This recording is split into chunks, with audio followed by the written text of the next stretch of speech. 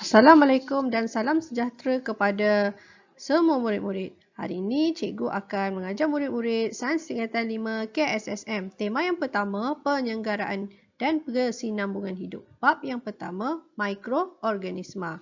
Kita pergi kepada subtopik 1.1 dunia mikroorganisma.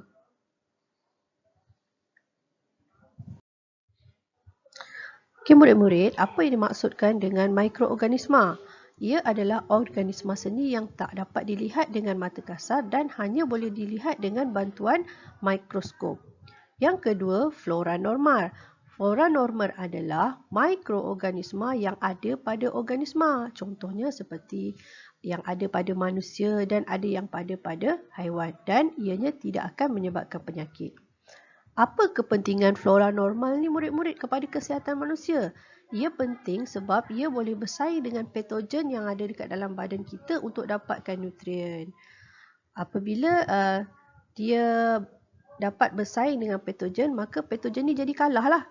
Okey, yang keduanya, flora normal ni terdiri daripada bakteria yang mensintesiskan vitamin B12 dan vitamin K.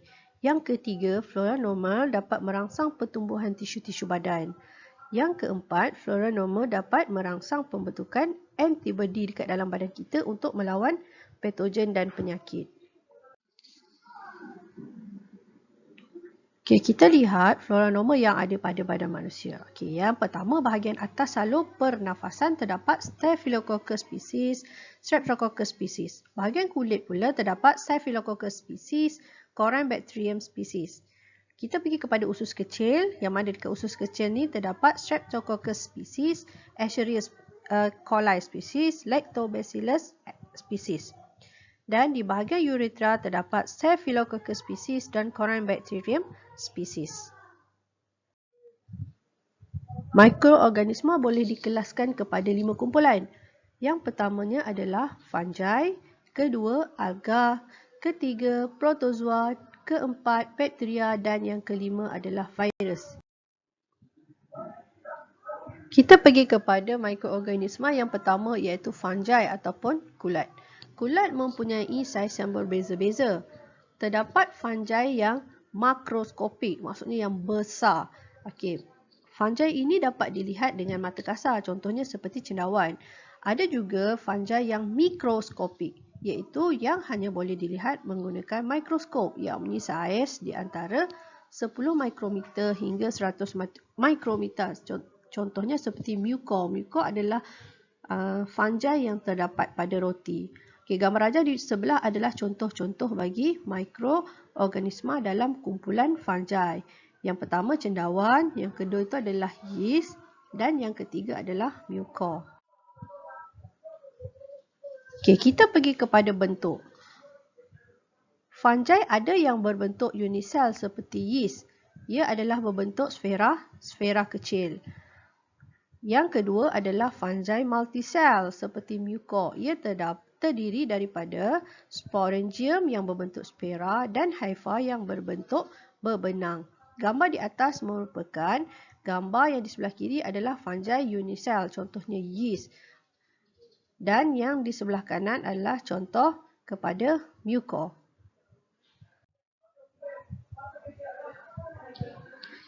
Nutrisi bagi fungi yang pertama adalah saprofit, yang mana ia dapat nutrien daripada organisma yang mati ataupun yang dah reput. Yang kedua adalah parasit, yang mana ia dapat nutrien daripada perumah yang masih hidup. Contohnya di sebelah kanan ini adalah contoh fungi dalam kategori parasit, iaitu Trichophyton rubrum, yang mana dia tinggal di atas kulit manusia. Okay, habitat bagi fungi berkaitan dengan nutrisi dia. Okay, kalau dia adalah saprofit, dia akan hidup di atas bahan yang reput, tinja dan makanan. Kalau dia adalah parasit, contohnya dia akan hidup di bahagian kulit. Okay, dan fungi juga hidup di tempat yang gelap dan lembap. Bagaimana pula dengan cara pembiakan bagi fungi? Bagi fungi unisel seperti yeast, ia membiak secara aseks melalui pertunasan. Dan bagi fungi multisel, contohnya seperti mucor, ia membiak secara aset dengan cara pembentukan spora ataupun ia juga boleh menjalankan pembiakan seks seperti konjugasi. Gambar rajah di bawah menunjukkan contoh kepada fungi unisel iaitu yeast yang mana ia membiak secara pertunasan.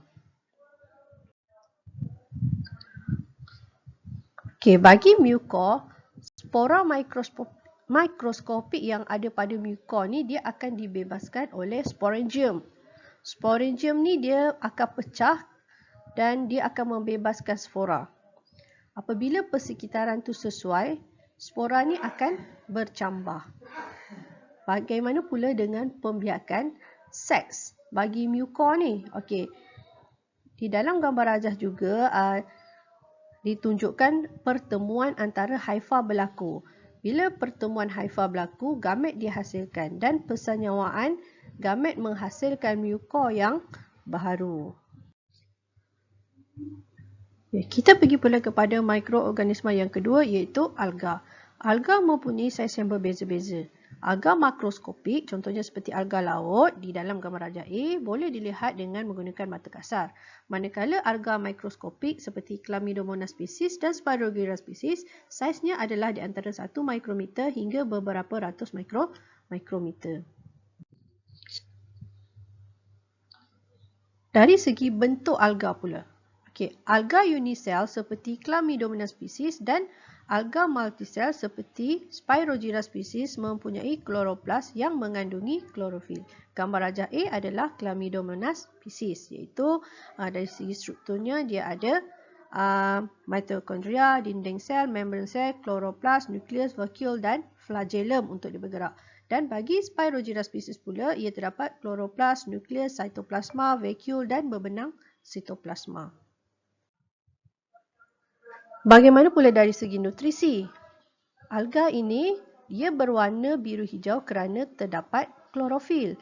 Klorofil ini penting untuk menjalankan proses fotosintesis iaitu membuat makanan sendiri. Biasanya alga hidup di air tawar, air masin, tanah lembap dan pokok yang terdedah kepada cahaya matahari. Cara pembiakan alga. Chlamydomonas species membiak secara pembiakan asek iaitu melalui belahan dua-dua dan ia juga boleh menjalankan pembiakan seks melalui konjugasi.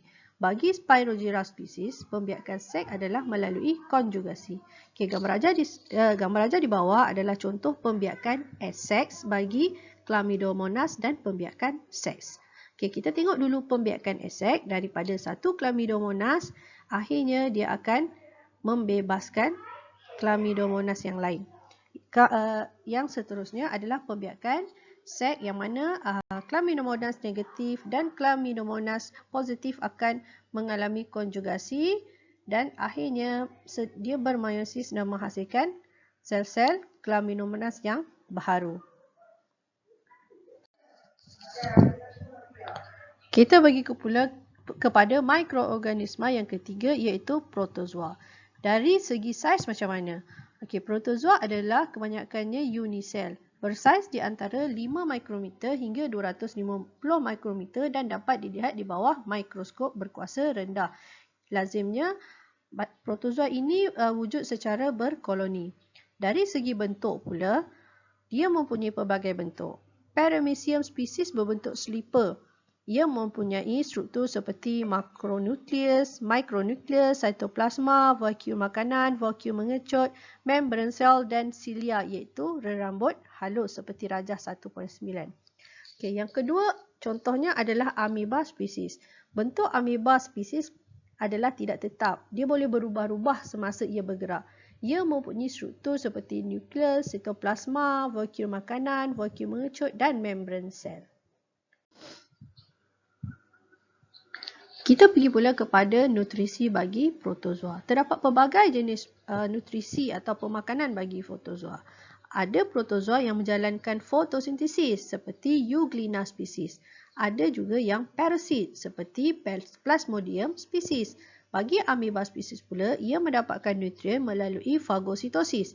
Ia menggunakan pseudopodium atau unjuran sitoplasma atau kaki palsu untuk bergerak dan mengepung makanan semasa fagositosis. Okey, gambar rajah 1.11 menunjukkan fagositosis di dalam amoeba spesies. Mula-mula amoeba spesies ini akan gerak ke arah makanan. Okey, kemudian amoeba spesies ni dia kepung makanan tersebut. Selepas dia kepung, vakuum makanan terbentuk dan akhirnya makanan dicernakan dan nutrien diserap. Okey, habitat bagi protozoa ni. Paramecium spesies biasa hidup di air tawar. Amoeba spesies pula biasa hidup di tanah lembap, air tawar, air laut dan perumah. Murid-murid, kita lihat pula cara pembiakan bagi protozoa. Okey, protozoa ada yang menjalankan pembiakan air sacs melalui belahan dedua seperti Paramecium spesies dan amoeba spesies. Okey, rujuk gambar rajah di sebelah. Belahan dedua bermula dengan pembahagian nukleus oleh sel induk, diikuti oleh pembahagian sitoplasma yang membentuk dua sel anak. Dua sel anak ni tadi mempunyai bahan genetik yang serupa dengan sel induk. Dan bagi yang menjalankan pembiakan seks, ia adalah melalui konjugasi, contohnya seperti Paramecium spesies. Caranya, dua Paramecium spesies ini akan bertaut dan pertukaran bahan genetik berlaku. Kita lihat pula kepada mikroorganisma yang keempat, iaitu bakteria. Bakteria adalah sejenis mikroorganisma unisel. Saiznya adalah di antara 0.2 mikrometer sehingga 10 mikrometer dan dapat dilihat di bawah mikroskop cahaya yang berkuasa tinggi. Dari segi bentuk, ia dinamakan berdasarkan bentuk dia. Okey, seperti sfera berbentuk coccus, pilin berbentuk spirillum, rod, bacillus, coma, vibrio. Okey, gambar rajah di bawah adalah contoh-contoh bakteria. Okey, coccus, namanya contohnya adalah Streptococcus species. Okay, spirillum contohnya adalah Treponema pallidum. Bacillus contohnya adalah Bacillus anthracis dan Vibrio contohnya adalah Vibrio cholera.